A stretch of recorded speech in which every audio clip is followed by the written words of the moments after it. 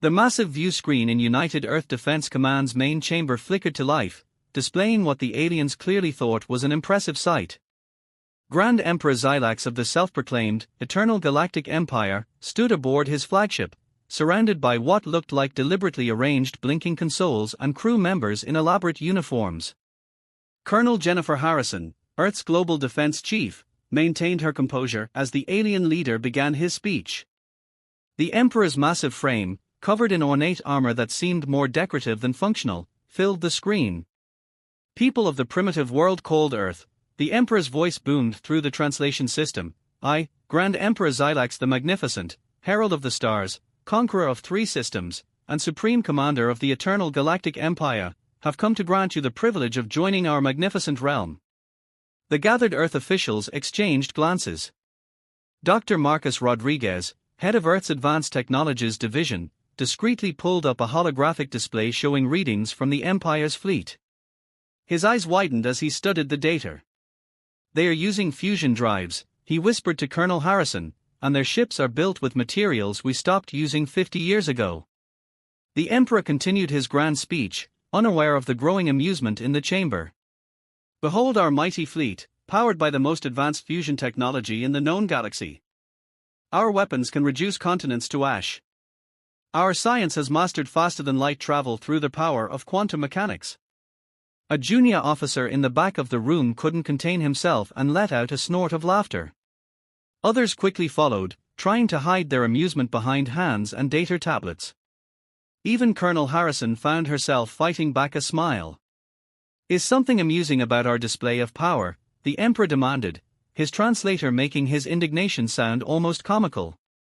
Technical Director Nathan Wells leaned toward Colonel Harrison. Should we tell them our children learn quantum mechanics in elementary school? He whispered, causing several nearby officers to suppress more laughter. Colonel Harrison stood, straightening her uniform. Your Magnificence, she said, managing to keep her voice steady, Earth appreciates your impressive display. However, I believe there may be some misunderstanding about our world's level of development. Misunderstanding. The Emperor's secondary arms waved in what might have been a gesture of dismissal. Our scans show you have merely begun to explore your own solar system. We detected your primitive radio signals. Your highest achievement is splitting the atom. At this, Dr. Rodriguez actually had to leave the chamber, his shoulders shaking with barely contained laughter. The Empire had apparently been receiving Earth's transmissions from over a century ago. Emperor Xylax, Colonel Harrison tried again. Perhaps we could arrange a meeting to discuss this situation more thoroughly. I believe you might find Earth different from what you expect. On the screen, one of the Empire's officers was frantically whispering to the Emperor, pointing at new sensor readings. The Emperor's expression, even through the alienness of his features, showed growing confusion. What is this energy reading we're detecting from your lunar base? He demanded. And these structures in orbit, they don't match any known technology. Those would be our children's science fair projects, muttered Lieutenant Commander Thomas Park, earning him a sharp look from Colonel Harrison despite her own amusement. We would be happy to demonstrate some of our technology, Colonel Harrison offered diplomatically. Though perhaps we should start with the basics to avoid any overwhelming revelations. The Emperor's composure visibly faltered as more sensor data apparently came in. Your asteroid belt, the modifications, the energy signatures, this cannot be. Oh, those are just our automated mining operations, Colonel Harrison explained casually. Nothing special, really. Standard zero-point energy extraction, matter reconstruction, that sort of thing. The chamber fell silent as they watched the Emperor's reaction. His scales had taken on a distinctly paler hue, and his staff appeared to be in various states of panic as they received more sensor data about Earth's true technological state. We will need to consult with our Imperial Council, the Emperor said finally, his voice having lost much of its previous bombast. Perhaps we were hasty in our assumptions about your civilization. As the transmission ended, the chamber erupted in laughter. Colonel Harrison dropped back into her chair, allowing herself to finally smile. Well, she said, that's certainly a first contact for the history books. Anyone want to place bets on how long it takes them to realize we've colonized 24 systems beyond Sol? Forget that, Dr. Rodriguez said, returning to the chamber, wiping tears of laughter from his eyes. I want to know how we explain to them that what they think is their mighty empire is actually just a small corner of what we consider our agricultural sector. Colonel Harrison sobered slightly. All jokes aside, we need to handle this carefully. Their entire civilization's worldview is about to be shattered.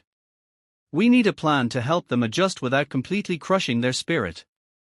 At least we know one thing, Lieutenant Commander Park added with a grin, this will definitely be the most entertaining diplomatic mission we've had in years. The Imperial delegation's arrival at Earth's diplomatic reception center was a scene that would be remembered for generations, though perhaps not for the reasons the Empire had intended. Grand Minister Vexer of the Eternal Galactic Empire stepped out of their shuttle, his ornate robes sweeping dramatically behind him. He was followed by a procession of Imperial scientists and military officers, each trying to maintain their dignity while openly gaping at their surroundings. The anti-gravity landing pad alone represented technology far beyond their understanding. "Welcome to Earth," said Ambassador Michael Chen, stepping forward with a carefully neutral expression. "We've prepared a suitable venue for our discussions." He gestured toward the gleaming building behind him, its quantum glass walls shifting colors in the sunlight. "Yes, suitable," Vexer managed, his eyes fixed on a group of children playing nearby, casually manipulating holographic constructs in what appeared to be some sort of game. "Those younglings, they possess personal energy manipulation devices." "Oh, those are just standard educational tablets," Ambassador Chen explained, pretending not to notice the Imperial scientist furiously taking notes. "Shall we proceed?" The delegation followed Chen into the building, trying not to react as doors dissolved before them and reformed after they passed. An Imperial technical advisor attempted to scan the walls with what they considered advanced equipment, only to have the device display an error message. "Your scanning device appears to be malfunctioning," said Dr. Rebecca Wong, Earth's chief scientist, with carefully measured politeness. "Would you like to borrow one of ours?" "That won't be necessary," the advisor replied quickly, hiding the device in his robes. They entered the conference room, where a holographic display showed a real-time three-dimensional map of local space. Vexer's secondary appendages twitched nervously as he noticed his empire's territory was represented as a tiny dot in what appeared to be a vast network of human-controlled systems. "There must be some mistake," he declared, pointing at the map. "Our intelligence suggested your species was confined to this solar system." About that," Ambassador Chen said diplomatically, "those reports might have been slightly outdated. Would you like some refreshments before we begin? Our molecular synthesizer can recreate any dish from your homeworld." The Imperial delegation watched in stunned silence as a device on the table produced perfect replicas of their most exotic delicacies. A young Imperial officer fainted. "Perhaps we should start with something simpler," Dr. Wong suggested, noticing their distress. "How about we discuss your fusion technology? We found it quite charming." Vexer drew himself up, trying to salvage some dignity. "Yes. Our fusion drives are the peak of technological achievement. They can power a ship for months using only a few tons of fuel." "Fascinating," Dr. Wong replied, her face a masterpiece of diplomatic restraint. "Though I'm curious why you chose fusion over zero-point energy extraction. Our records show your sector has suitable quantum fields for harvesting." "Zero-point energy," Vexer repeated weakly. In the corner of the room, an Imperial scientist was staring at his datapad, muttering, "This can't be right. According to these readings, the chairs we're sitting on have more computing power than our entire fleet's combined systems." Ambassador Chen cleared his throat. "Perhaps we should focus on establishing diplomatic relations rather than technical discussions for now. We're very interested in cultural exchange." "Cultural exchange." Vexer seemed to latch onto this lifeline. "Yes. Our empire has vast libraries of knowledge. Our greatest achievement was digitizing our entire historical record onto crystalline data storage. Each crystal can hold up to a terabyte of information." A human aide coughed suddenly, turning it into an unconvincing sneeze. "That's impressive," Ambassador Chen said, shooting the aide a warning look. Though maybe we should discuss more immediate matters. For instance, we noticed your empire's agricultural systems are operating at only 15% efficiency. We'd be happy to share some basic terraforming techniques. Terraforming. Vexer interrupted, his scales changing color rapidly. You can reshape planets at will. Well, not at will, Dr. Wong corrected. The process typically takes a few weeks, depending on the planet's size. The young Imperial officer who had just regained consciousness promptly fainted again. I think, Vexer said carefully, his voice having lost all its previous pomposity, that we may need to reassess our initial approach to Earth relations. A wise decision, Ambassador Chen agreed kindly. Would you like to see our basic civilian transportation system? We have a lovely matter transmission network that might interest you. Matter transmission. Vexer's scales had taken on a distinctly pale hue. Perhaps we should stick to discussing trade agreements for now. Very basic trade agreements. As the meeting continued, the Imperial delegation grew quieter and more subdued, while the humans struggled increasingly to maintain their professional demeanor. By the time the discussion turned to potential technological assistance programs, 3 more Imperial officers had fainted, and Vexer had developed what appeared to be a nervous tic in his left eye. Just one question, Vexer asked as the meeting drew to a close: if you have all this technology, why didn't you simply stop our fleet when we approached? Ambassador Chen smiled gently. Because, Minister Vexer, advanced civilizations don't need to prove their superiority. We prefer to make friends rather than demonstrate power. Now, shall we discuss how Earth can help the Empire join the greater galactic community? Vexer looked at the holographic display again, at the tiny dot that represented his mighty empire, and made what would prove to be the wisest decision of his career. He nodded. The news of Earth's true technological status spread through the eternal Galactic Empire like a shockwave, causing chaos in its wake. In the Imperial Palace on Zax Prime, Emperor Xilax faced the greatest crisis of his reign, the complete collapse of his empire's sense of superiority. Impossible, shouted General Kratos, pounding his fist on the ornate council table. These humans must be using illusions. No species could advance so quickly. The Emperor sat quietly on his throne, watching the holovid footage from Earth for the 100th time. It showed what the humans called a primary school, where children casually manipulated matter and energy in ways his best scientists couldn't comprehend. The data is accurate, said Chief Scientist Malara, her scales a muted gray of depression. Their children's toys have more computing power than our most advanced military systems. A human household replicator can produce materials we thought were theoretical. And their casual mention of having colonized multiple systems. She trailed off, looking ill. We must maintain order, Imperial Advisor Daxon insisted, though his usual confidence was notably absent. If our citizens learn the full truth about human civilization, it could cause mass panic. Already, the reports from Minister Vexer's diplomatic mission have caused 3 riots and a religious crisis. Emperor Xilax finally spoke, his voice lacking its usual bombastic tone. And what truth would that be, advisor? That while we boasted about mastering fusion power, humans were casually reorganizing matter at the quantum level. That while we celebrated controlling 3-star systems, they had quietly settled dozens. That our mighty empire is apparently located in what they consider a quiet agricultural sector. The council chamber fell silent. Through their window, they could see the capital city's skyline, once considered the peak of technological achievement.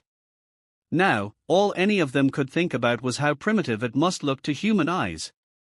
There's more, Malara added reluctantly, activating a holographic display. Analysis of human communication suggests they've been aware of our civilization for years. They simply didn't consider us significant enough to contact. General Kratos' scales flared in anger. Then why didn't they stop us when we approached Earth? They could have destroyed our fleet with ease. Because, a new voice said, that's not how advanced civilizations behave. The council turned to see Minister Vexer entering the chamber. His recent return from Earth had changed him. Gone was his usual ceremonial regalia, replaced by a simple robe. The change had caused quite a stir in the imperial court. The humans could have humiliated us, Vexer continued. They could have demonstrated their power, crushed our fleet, forced us to acknowledge their superiority. Instead, they chose to be kind. Even their laughter at our presumption was carefully hidden to spare our dignity. And what would you suggest? Daxon asked acidly. That we simply accept our position as primitives. I suggest, Vexer replied calmly, that we learn from them. The humans have offered to help us advance, to share knowledge and technology. Not as conquerors, but as teachers. Impossible. Kratos roared. The Empire does not accept charity. We are the superior dash. Superior to whom? Emperor Xylax interrupted, his voice sharp. The humans. Who can transmit matter across continents as easily as we send messages. The humans, whose children learn sciences our best minds haven't grasped. The humans, who could have swatted our fleet aside like insects but instead invited us to talk. The chamber fell silent again. On a nearby screen, another riot was reported in the capital, citizens demanding answers about human technology after someone leaked footage of a human entertainment device that manipulated local spacetime for gaming purposes. My Emperor, Vexer said softly, I spent a week on Earth. I saw things that changed my understanding of what's possible. But more importantly, I saw how they treated us. They could have made us feel primitive, stupid, unworthy. Instead, they treated us like younger siblings who needed guidance. And you suggest we accept this position? Daxon asked, though his tone had lost its edge. I suggest we be honest with ourselves, Vexer replied. The humans are offering us a chance to learn, to grow, to join what they call their greater galactic community. Yes, it means admitting we're not as advanced as we thought. But would you rather cling to our illusions of superiority while our people demand answers we can't give? Emperor Xylax stood suddenly, causing the council to fall silent. He walked to the window, looking out at his capital city. In the distance, another riot was breaking out, he could see the flames. When I became emperor, he said quietly, I swore to lead our people to greatness. I thought that meant conquest, expansion, demanding respect through force. He turned to face the council. But perhaps true greatness lies in knowing when to learn rather than teach, when to listen rather than command. My Emperor, Kratos protested, you can't seriously be considering dash. I am, Xylax interrupted. And my first command in this new era is this, we will tell our people the truth. All of it. And then we will accept the humans' offer of assistance. There will be chaos, Daxon warned. There already is chaos, Xylax replied. But I would rather face chaos with hope for advancement than cling to comfortable lies. He turned to Vexer. Contact the Earth ambassadors. Tell them the eternal Galactic Empire is ready to learn. As the council dispersed to carry out his orders, Xylax remained at the window, watching his city. Tomorrow would bring challenges, but for the first time since the humans had laughed at his grand introduction, he felt something like hope. Perhaps being laughed at wasn't the worst thing that could happen to an empire, especially if it led to growth. Not everyone in the eternal Galactic Empire accepted their leader's decision with grace. As Emperor Xylax prepared to address his citizens about Earth's true nature, a faction of hardliners led by General Kratos made their desperate last stand. This is an outrage. Kratos declared to his assembled loyalists in the Imperial Military Command Center. Our mighty empire, brought to its knees by primitive humans who didn't even have the decency to fear us. Outside the sealed command center, the capital city was in turmoil. Public screens displayed images from Earth that had leaked across the empire, casual demonstrations of technology that seemed like magic to imperial citizens. A child's toy that could rearrange matter. Transportation systems that ignored physics as the empire understood it. Cities that made their most advanced metropolis look like ancient ruins. Sir, reported Commander Yix, rushing into the room, the Emperor's broadcast is about to begin. He's going to tell everyone everything about Earth's capabilities. Kratos' scales darkened with rage. No. I won't allow our empire to become a laughingstock. Prepare the fleet. We'll show these humans what real power looks like. In Earth's diplomatic center, Ambassador Chen watched the unfolding crisis with concern. They are powering up their weapons, he reported to Colonel Harrison. Looks like the hardliners are making their move. Harrison sighed, watching the tactical display. Should we activate our defense systems? Not yet, Chen advised. Let's see how the Emperor handles this first. On screens across the Empire, Emperor Xylax appeared, his ceremonial armor replaced by simple robes similar to those Minister Vexer had adopted after his visit to Earth. The change in appearance alone caused gasps throughout the Empire. My people, he began, for generations, we have prided ourselves on our advancement, our technology, our supposed superiority. Today, I must tell you the truth, no matter how difficult it may be to hear. In the command center, Kratos screamed in rage. Launch the fleet. Target their major cities. Show them what happens when they dare to mock the Empire. His loyal commanders rushed to comply, and across the Empire's territory, warships began moving toward Earth. They represented the finest technology the Empire possessed, their fusion drives flaring bright against the darkness of space. On Earth, Colonel Harrison watched their approach.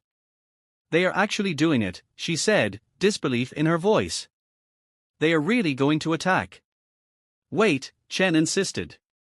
Look at the broadcast. Emperor Xylax continued his speech, even as reports of the fleet's movement reached him. Some among us refuse to accept the truth. Even now, they move to attack Earth, believing our military might will prove our superiority. They don't understand that true strength lies not in destroying what we fear, but in learning from those more advanced than ourselves. Kratus's fleet approached Earth's orbit, weapons charged. Fire, he commanded. Show these primitives the power of dash. He stopped mid-sentence. Nothing happened. Sir, Commander Yix reported, confusion in his voice, our weapons, they won't fire. The ships, they've all stopped responding. On Earth, Dr. Wang glanced up from her tablet. Sorry for the interruption, she said casually. I took the liberty of using our basic defense field to temporarily disable their technology. Don't worry, life support systems are unaffected. The Emperor's broadcast continued, now showing a live feed of the impotent fleet. Look, he said to his people, look at what we considered our greatest achievement. The humans could have destroyed these ships. Instead, they simply turned them off. As easily as we might dim a light. In the command center, Kratos watched in horror as his mighty fleet hung motionless in space. Impossible, he whispered. Our shields, our weapons. Your technology is impressive, a new voice said. Everyone turned to see a human hologram materializing in the command center, Dr. Wang's image, projected across space as easily as someone might step through a door. For a civilization at your stage of development. But attacking us won't prove anything except that you haven't learned the lesson we've been trying to teach. And what lesson is that? Kratos demanded, his voice bitter. That strength isn't about weapons or territory or demanding respect, she replied gently. It's about wisdom. About knowing when to learn rather than fight. Your emperor understands this. Do you? Across the Empire, citizens watched as their mighty fleet hung helpless in space, disabled by technology they couldn't even comprehend. They watched their emperor cast aside pride in favor of truth. And slowly, understanding began to dawn. The choice is yours, Dr. Wang continued, addressing not just Kratos but all the Empire's citizens through the broadcast. We can help you advance, teach you things your scientists have only dreamed of. Or you can cling to pride and remain as you are. What matters isn't where you are on the technological scale, it's whether you're willing to learn and grow. In the Imperial Palace, Emperor Xylax concluded his address. I choose knowledge over pride, advancement over stagnation, truth over comfortable lies. Who will join me? The response started slowly, first in the capital, then spreading across the empire. Citizens stepped out of their homes, looking up at the stars with new understanding. Their empire wasn't mighty. Their technology wasn't superior. But perhaps that was okay. In the command center, Kratos looked at his useless fleet, at the human hologram waiting patiently, at the screens showing his people's reaction. Finally, his scales shifting to a color of resignation, he gave the order. Stand down all forces. Their hardlinus rebellion had lasted less than an hour. It had taken only a simple demonstration, not of human military might, but of the sheer gap in technological capability, to end it. And across the Empire, a new age was beginning. 1 year after the failed rebellion, the capital city of the former, eternal Galactic Empire, now simply known as the Drachnid Federation, was unrecognizable. Quantum processors had replaced the old computational centers, clean energy networks had supplanted fusion reactors, and the first matter transmission stations were being installed under human supervision. In what had once been the Imperial Palace's throne room, now converted into a cultural exchange center, Emperor Xylax, who had insisted on being called merely administrator now, sat with Ambassador Chen, watching students learn the basics of quantum manipulation. I still can't believe how much has changed, Xylax mused, observing a young Drachnid successfully levitate a small object using a human-designed training device. A year ago, we thought splitting atoms was the height of achievement. You've adapted remarkably well, Chen replied, smiling as the students' scales brightened with pride at their success. Most civilizations take decades to accept such dramatic changes. Your people have embraced it in months. Perhaps because we finally learned to laugh at ourselves, came a familiar voice. They turned to see former General Kratos entering the room, his military regalia replaced by the simple robes of a student. The change in him was perhaps the most dramatic of all. Kratos, Chen greeted him warmly. How are your studies progressing? Kratos' scales shifted to a color of amused embarrassment. I just completed what humans consider elementary physics. It's humbling to realize that what we thought was advanced military technology wouldn't impress a human child. Yet you seem happier than when you commanded our fleet, Xylax observed. Because I am, Kratos admitted, watching the students practice. When we first encountered Earth, we thought being laughed at was the worst possible outcome. We were so focused on appearing superior that we couldn't see the opportunity being offered. Through the quantum glass windows, they could see the city skyline transforming. Human instructors worked alongside Drachnid engineers, teaching them to use technologies that would have seemed like magic just a year ago. In the streets, children played with educational tools that could manipulate matter and energy, their laughter mixing with the sound of construction as the city rebuilt itself. Minister Vex's report from the Human Education Conference is quite impressive, Xylax said, activating a holographic display. They are offering to help us establish our first proper quantum engineering academy. In a few generations, we might actually understand how most of their technology works. Speaking of understanding, Chen interjected with a slight smile, I brought something to show you. He produced what looked like an old Earth history book. This is how humans responded when they first encountered a more advanced civilization, about 50 years ago. Xylax and Kratos leaned forward eagerly. This was a story they hadn't heard before. They laughed at us too, Chen revealed, chuckling. We had just developed what we thought was impressive faster-than-light travel. We were so proud of ourselves, right until we met the Arcturians and discovered we were using the equivalent of a steam engine compared to their technology. What did you do? Kratos asked, fascinated. Exactly what you're doing now, Chen replied. We swallowed our pride, learned everything we could, and worked to advance. The Arcturians became our teachers, then our allies, and eventually our friends. Now we do the same for others. In the training area, a young student accidentally caused their practice device to malfunction, creating a small burst of misaligned energy. Instead of punishment or mockery, their human instructor calmly helped them understand the mistake, turning it into a learning opportunity. That's the real lesson, isn't it? Xylax said thoughtfully. Not just about technology, but about how to treat others. When we arrived at Earth, threatening conquest with our superior technology, you could have humiliated us. Instead, you chose to teach. Because that's what was done for us, Chen confirmed. And someday, when you encounter a civilization that's where you are now, you'll do the same. Kratus's scales shifted to a new color, one of hope. You really think we'll advance that far? Look how far you've come in just 1 year, Chen gestured to the city around them. Your people have an incredible capacity for learning and adaptation.